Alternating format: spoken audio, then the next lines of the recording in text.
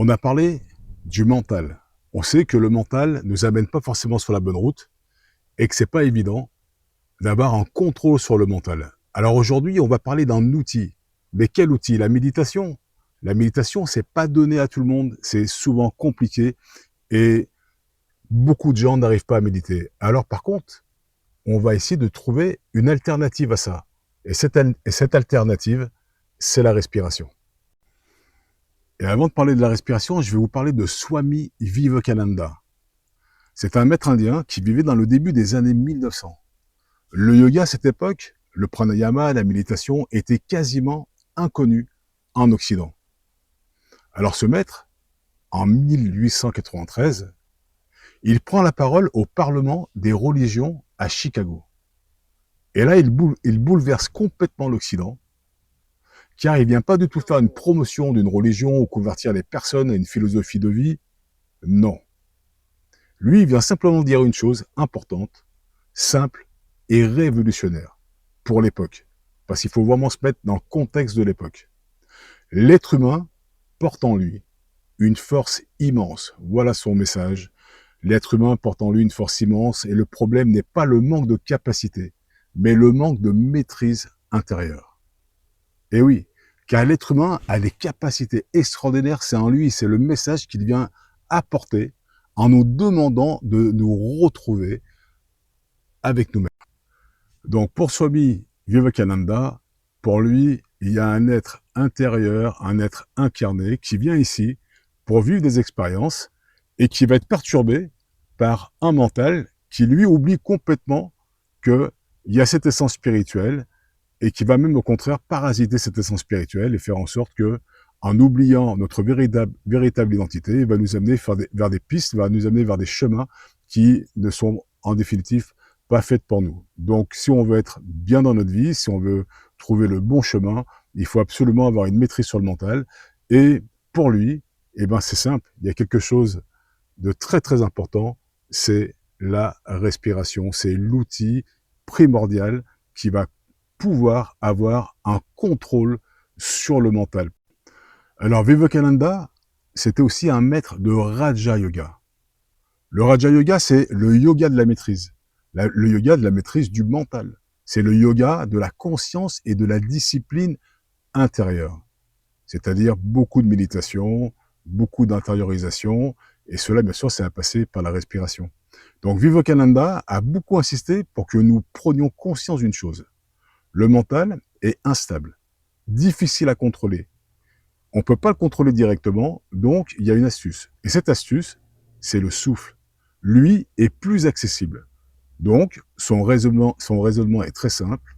Le souffle influence l'énergie, le prana. Donc, dans la philosophie indienne, le prana, c'est aussi quelque chose que l'on trouve de partout, dans l'air, dans la nature, en nous. C'est vraiment, en fait, l'énergie de la vie.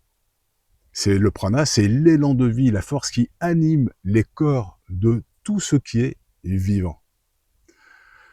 Mais c'est aussi ce qui soutient le mental et ce qui est relié à la conscience. On dit que le prana, il est en toi, autour de toi, dans la nature, dans la nourriture, dans la lumière, de partout. Le prana, c'est l'énergie de la source que tu vas capter par des techniques de respiration pour te recharger en énergie vitale. Et cette respiration, ces respirations, on les appelle le pranayama. Le mot pranayama est souvent mal traduit par contrôle du souffle.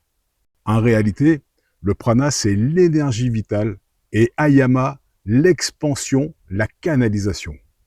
Donc pranayama, c'est donc l'art de réguler et d'harmoniser l'énergie vitale à travers le souffle, à travers sa respiration. C'est rendre le souffle conscient, fluide et intelligent, afin de stabiliser l'énergie et de calmer le mental, afin de te préparer à la présence et à la méditation. Alors tu verras que, justement, si tu n'arrives pas à méditer, eh ben c'est vraiment l'outil principal, c'est le pranayama, c'est la respiration. Parce que ne demande pas à ton mental de se calmer, de ne plus penser à ceci, de ne plus penser à cela. Non, tu vas pas y arriver. Demande-lui simplement de faire une tâche. Comme ça, tu vas l'obliger à arrêter de prendre le contrôle en partant sur des pensées, sur des émotions que tu n'as pas forcément envie de développer là dans l'instant, des émotions qui sont négatives, et là tu vas lui dire stop. Tu vas dire maintenant c'est moi qui vais te contrôler. Maintenant tu vas te concentrer sur la respiration, tu vas faire ce que je te dis. Et là, tu observes ta respiration et tu fais tes exercices de pranayama, et le mental, tu vas avoir petit à petit, comme un cheval qui va être sauvage, et ben petit à petit tu vas le dompter. Et ben ça va être la même chose pour le mental, avec le temps et la patience.